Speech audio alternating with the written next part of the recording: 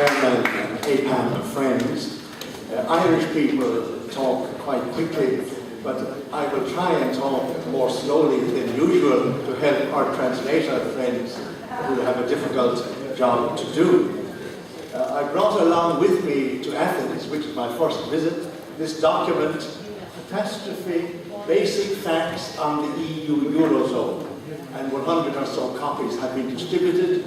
I don't propose to attempt to read it, just make a few points related to it. First about Ireland, and then more general points.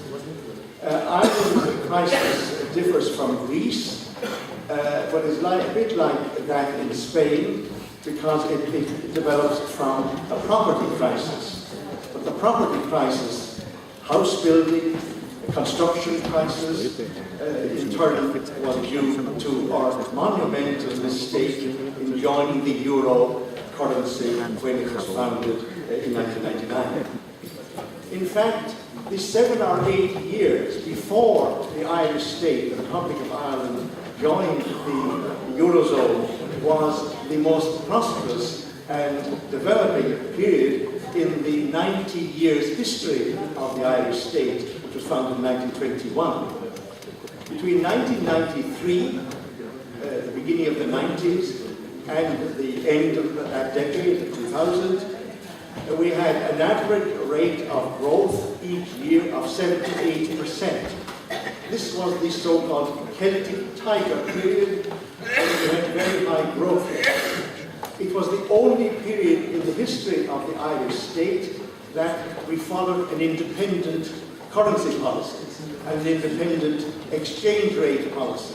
We allowed the exchange rate, the currency exchange rate, to float up and down, and we gave priority to maximizing growth and employment. And we had 7 to 8% economic growth.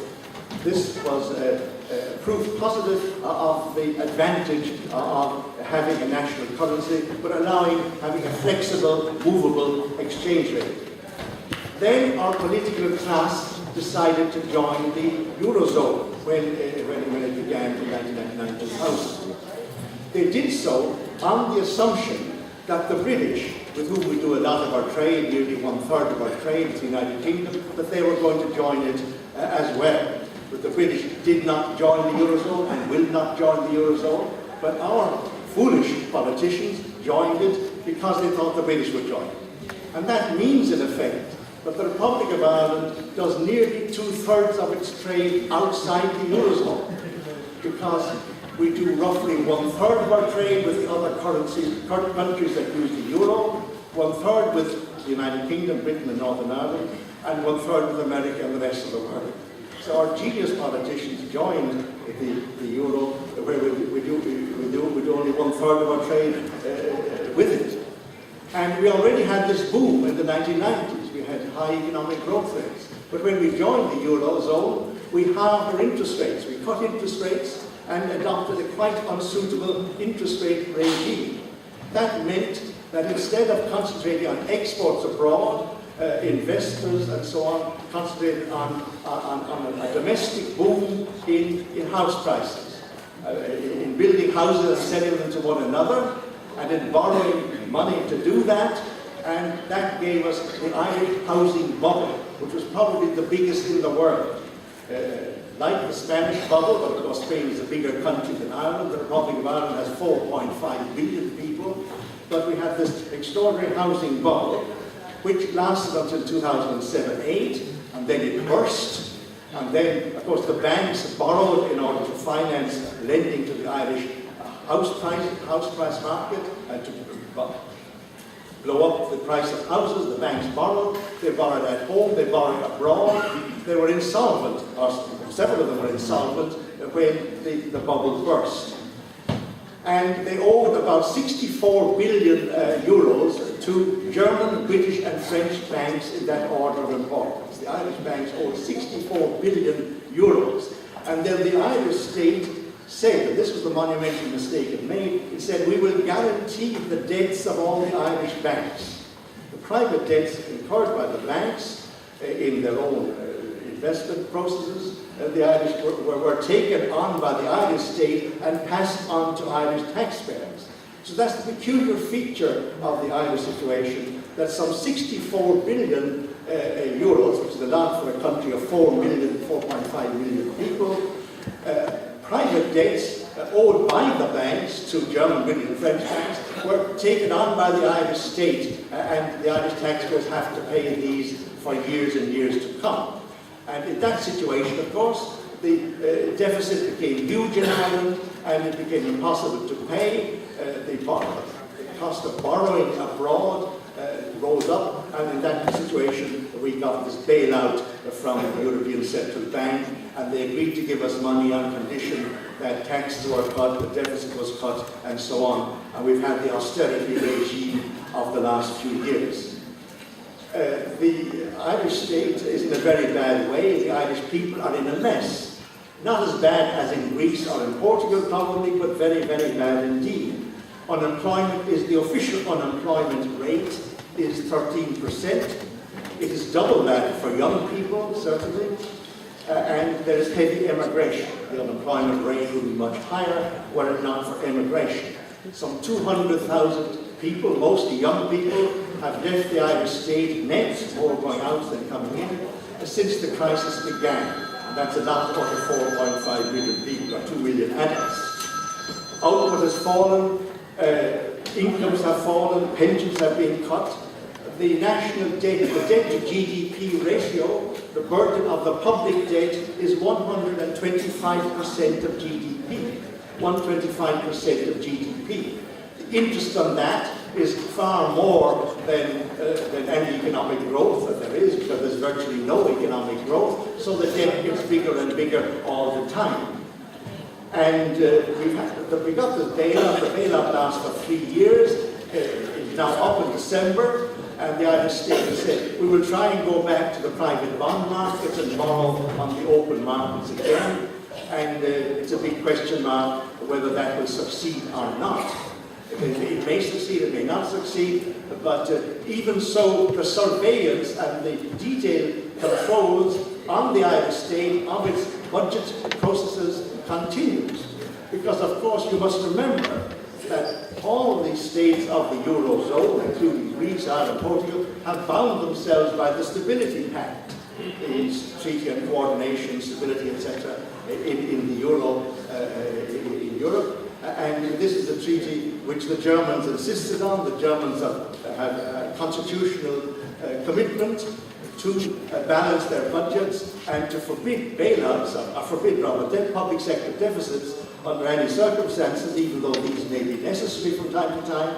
And now all the states of the Eurozone are committed to this permanent austerity regime. And if they don't obey, they're subject to fines from the Brussels Commission and the European Central Bank. So that's our present position. We're certainly under surveillance still, and we have an austerity regime which has crucified the Irish people as it has crucified the people of Greece, Portugal, Spain, and elsewhere. A few general points. It's obvious that the euro currency is essentially a political project, as our French and other friends have emphasized. A political project in the recent period to reconcile France to German reunification.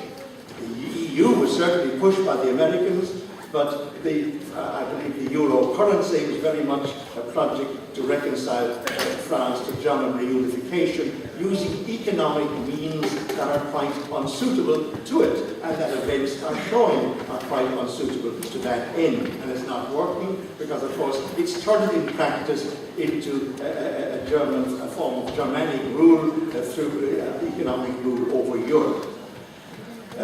Mr. Prodi, who was once president of the European Commission, said at the time of the foundation of the euro 10 years ago, about 15 years ago, the two pillars of the nation state are the sword and the currency. The sword, an army, police force, and the currency. The two pillars of the nation state, and we have changed that. There are many other statements indicating that those who have been running this European integration project, and particularly the euro currency scheme, see it as a way whereby Germany, with France holding on to its coattails, will dominate this new rising superpower, in which democracy will be taken away from ordinary people in the different nation states of Europe, and they will be run by supranational committees, the Commission, the Council, the Court, the bankers, and so on and so forth of the European Union. It is, I feel, a strong emotion that within a kilometre of here, we are close to the Agora, where European democracy began. And this is a very appropriate place for EPAM to be raising the call for a return to national currencies as an essential means to restore democracy to the nation states of Europe that have lost it.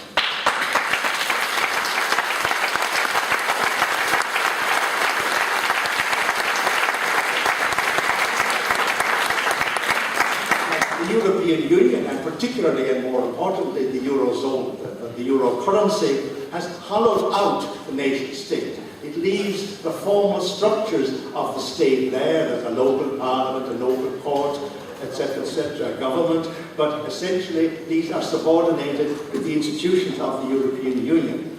And this process has been going on for years, and people often are not aware of it or of its dramatic character, because the structures seem to be still there, but their essence has changed.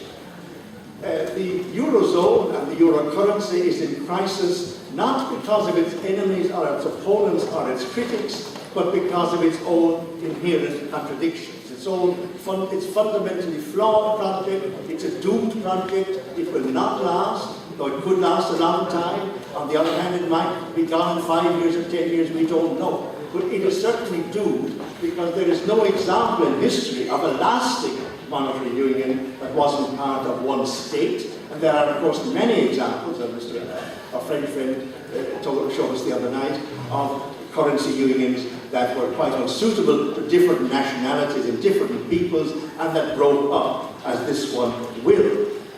Our Spanish colleague, one of my Spanish colleagues, what about the enemies of the Eurozone?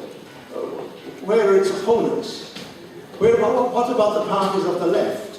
One point made by our Spanish friend to me the other night was that outside Europe, in Latin America and in Asia, the parties of the left are strongly national. They stand for national democracy and national independence. And this, of course, gives them far more weight and influence over the population as a whole than mere left-wing slogans will do. But with honourable exceptions, that is not the pattern in Europe, unfortunately. The mainstream parties of the left, the main social democratic parties, Labour parties and so on, have embraced the European project. There are, of course, opponents and critics in all these parties, and they're growing. But that is the tragedy of the European left. But if the left will not take up the standing for national independence and democracy, the right will, the political right will, and if the political right will not do it, the far right will do it. It's inevitable that if people are deprived of their democracy, their ability to make their own laws, that they will support whatever parties or groups will champion those issues. Because what we are involved in, my friends, is not really advancing left-wing values, let us say the values of the Russian Revolution. We are trying to defend the values of the French Revolution. The right of nations and peoples to self-determination, the right of peoples to make their own laws. This is the ABC of politics. We are back to trying to defend basic democracy in face of this attempt to take it away from people all over Europe. And that is why it's very encouraging. I'm delighted to have had the opportunity of coming to this conference from Ireland, and my Irish colleagues in our own group, and we are connected with many other bodies in the body of Ireland, left, right and centre, who are concerned with the euro crisis. We are very honoured to have the opportunity of interacting at this conference with people from the Mediterranean countries in particular. I have had a long personal involvement in opposing the integration process, and especially on the economic side, especially the euro currency, for decades, going back 40 years really.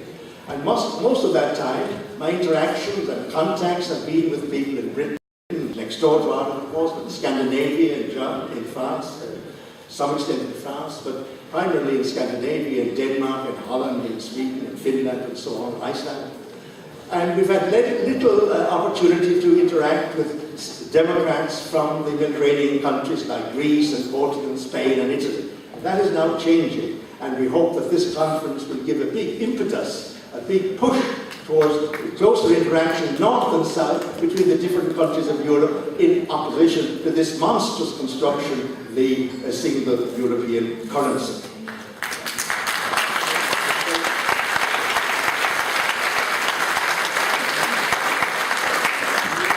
We are internationals, but we're engaged in an international campaign, an international movement to defend national democracy. Because you cannot be an internationalist without standing for national democracy.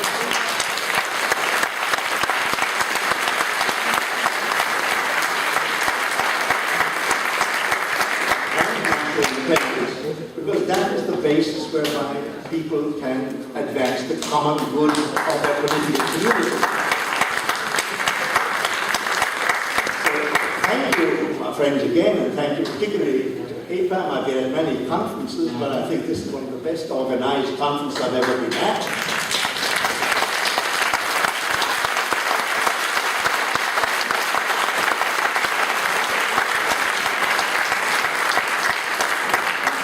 Has been overwhelming, and I've got many new ideas here, which does not often happen at conferences. Thank you very much.